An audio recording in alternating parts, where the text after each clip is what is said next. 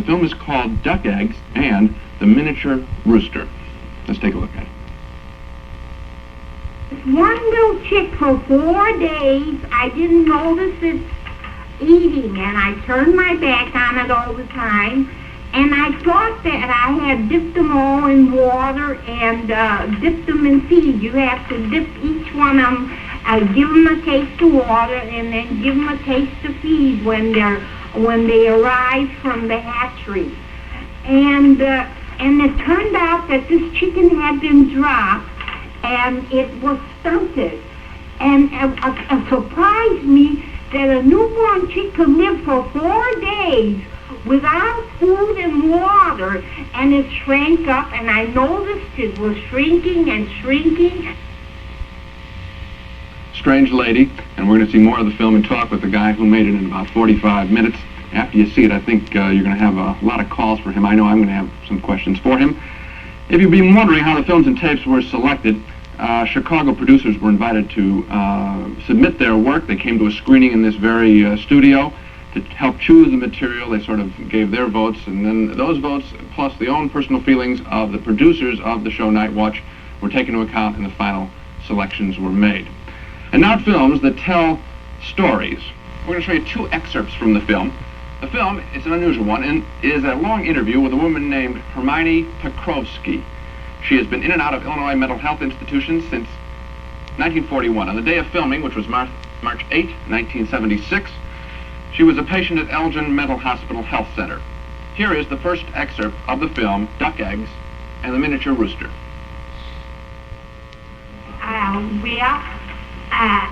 They would take me about once or twice a week. I was there 2 months. Where were you? In the Illinois State Psychiatric Institute, and 11 o'clock they would interview me. And the doctor would sit on the side, and he would ask me questions, and I would sit in front of camera, and I would turn my face towards him, and I would go ahead and answer him. He would question me, and you like the place? The place is beautiful. Yes, I would answer. I think the building's wonderful.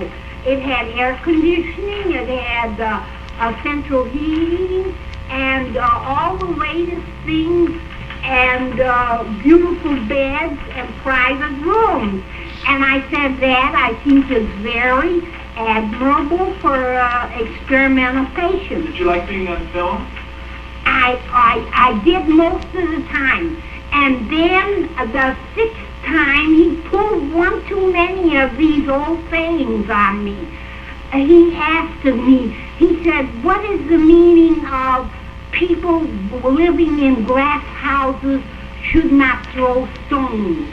And then when he said that, I didn't like that saying very well. Why did the old folk, the old grandfathers and the old grandmothers years ago, they used to say, doctors bury their mistakes?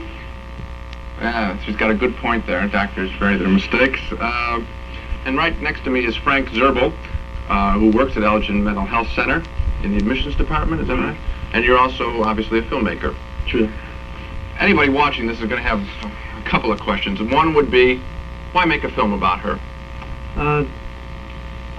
At the time, I was working on the ward in which she was on, and I got into talking with her quite a bit, and she was very enlightening to me because she told these great stories, and the stories at times almost seemed surreal, but you know, apparently they were very real to her. Well, what's I don't know, clinically, why is she there? Why is she at the hospital? Well, through her life, she's had family problems, and she's had health problems like diabetic problems, and she has medication levels, and they break down, and she returns. Due to state confidentiality code, I can't go into depth, you know, into her life or anything like that. I see. So, in other words, if I asked you, does she have problem? Is she schizophrenic? You can't answer that? I can't answer that, no. Yeah. But you're saying she has trouble taking care of herself. I mean, that... Oh, well, she's a very strong woman, and she pushes herself really hard. She told me when she was very young, like the first 5 years of her marriage, she was pregnant 8 times, and she just pushes herself extremely hard, and she wears out, and then she goes into exhaustion. And so, and she keeps coming out and coming back. In the mental hospitals, there are patients that are called revolving door people. And they're there, and then they're discharged, and they come back. And if you'd meet them on the street on a certain day, they'd be as healthy as you or me. But on another day, you may question as to their health. I suppose looking from her on the outside, the reality is that this is a person who is not too well together, but are you saying that inside there is a congruent personality that is trying very hard to make sense?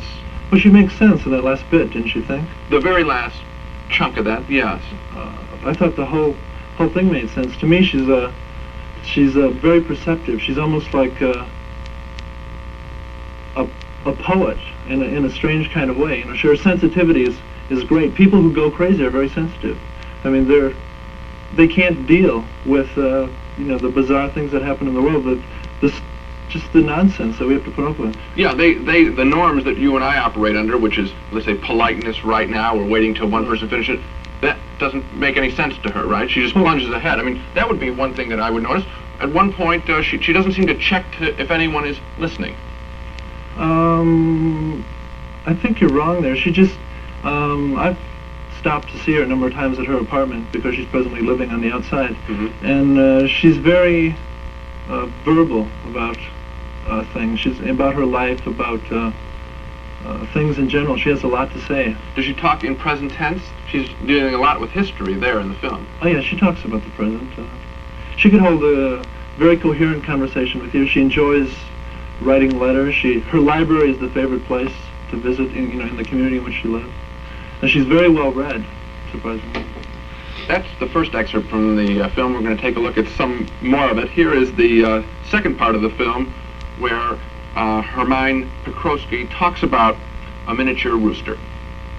I had a miniature rooster, and it had been in a chicken crate where they were sending newborn, and this chicken had been dropped at the place where they hatched it out, and I didn't know it. And I had these brooders, and I was brooding these day-old baby chicks. And this one little chick, for 4 days, I didn't notice it eating, and I turned my back on it all the time. And I thought that I had dipped them all in water and dipped them in feed. You have to dip each one of them, give them a taste of water, and then give them a taste of feed when they arrive from the hatchery. And it turned out that this chicken had been dropped, and it was stunted. And it surprised me that a newborn chick could live for 4 days without food and water, and it shrank up, and I noticed it was shrinking and shrinking, and then I took it out and separated it, and it was the drop was connected with its head, and it was similar to cerebral palsy, and it turned out to be a miniature chicken without having been born. The real miniature chickens they call banties, and this was an artificial banty that had been accidentally produced by dropping. Oh no! And I had that dwarf chicken for 14 months. Did you eat it then, or what happened? No. And I had an interesting time with it. I studied it for 14 months, enough so that maybe someday I could write a story about the chicken, a little sort of like a children's story. And I would go, when I separated it, I would dip its head for days. It seemed as though the brain injury, what the chicken would normally feed on all the time, and had the normal desire to bend over and drink water and drink feed. and then for days I would dip it in the dip it in the water and dip it in the drink. And then I noticed that it wasn't catching up with the other ones, and I used to give a special little treat to buttermilk I had because I also kept some goats occasionally. And then I would have some sour goat milk, some buttermilk, and I would dip it into the buttermilk, and I would give it little tiny bits of lettuce like you do a canary or something like that, you know. And that bird flourished and grew nice, but it never was more than half the size. It was about 1.5 pounds or so.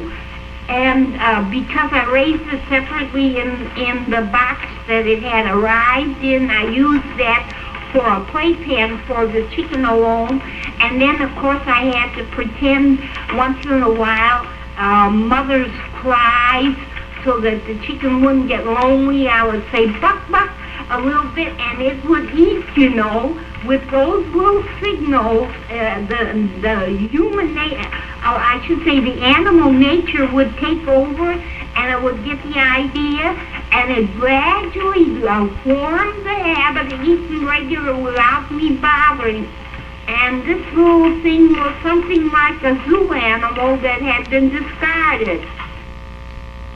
That's another part from Duck Eggs and the Miniature Rooster, a film made by Frank Zirbel, sitting right next to me. Frank works in the admissions department of Elgin Mental Health Center, and the film was made about one of the patients there. We have some calls for both of us, so let me ask you, Frank, while we're getting our call straightened out, why is it yellow? Why is the film look yellow? Because I did it sepia tone. The old sepia tone system doesn't exist anymore. It used to be a printing process, and you could do, you know, there was a sepia film, but that doesn't exist anymore. Yeah, normally sepia, I thought it was a brownish tone. Yeah. I shot it in black and white, and I wanted it to come off in a warm color, so I told the lab to do a sepia, and it came off more yellow than sepia, and I liked it, so I kept it that way. Why a warm color? Because it's about a human being, and dynamically black and white is used more for horror films or you know, stark things. I didn't want it to come off as stark.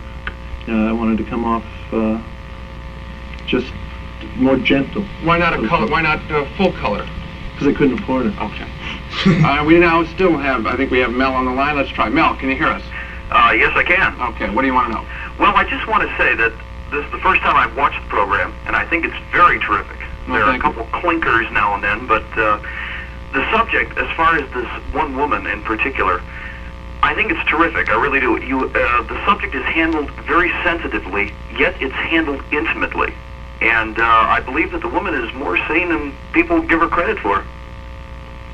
Do you have any questions for Frank? No, basically just that. Listen, Mel, I want to tell you that I agree with you wholeheartedly.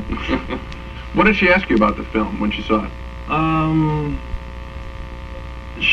Her reaction when she first heard about it was strange, because I hadn't shown it to her for 6 months, and she told me that she had told her son, she has 2 sons, that she had done a film a while back, and it was rather a big thing in her life because she had never been on film, except at the Illinois Psychiatric Institute, but not outside. And she said that she had done a film test for Golden Mayer, to play Golden Mayer in a feature film. That's what she had told her son. Oh, But she kind of put her hand on my shoulder at that time and laughed, because she knew that wasn't the case. But she's very excited about being on film. I thought she was doing a thing with Golden Mayer, and I didn't know. What I'm wondering is if she might learn anything from the film when watching it. Did she change her attitude about herself in any way? Or? She's never seen it. She's watching the bits of it for the first time. Oh, I see. Because I don't have a projector to go around to, show so she's watching it right now? She's watching it right now for the first time. Oh, wow. Very interesting. I plan to show it to her, but to get projectors, I have to borrow things, etc. Okay, we have Marty on the line. Marty. Your call, Marty? Yes. Go ahead. Yes, I want to ask Frank a question. And You know how the chicken was born? The rooster. You want to know how it was born? Yeah, I was wondering if that's true. Well, this is an interesting story to me because that's one of the reasons I filmed it. This is one of the stories she told me while I was at the hospital, and it verges on being surreal. If you would like a list of the films and tapes that were shown tonight on Night Watch and the producers who made them, all you have to do is write Night Watch, WTTW, Channel 11. And Frank, I thank you for coming on.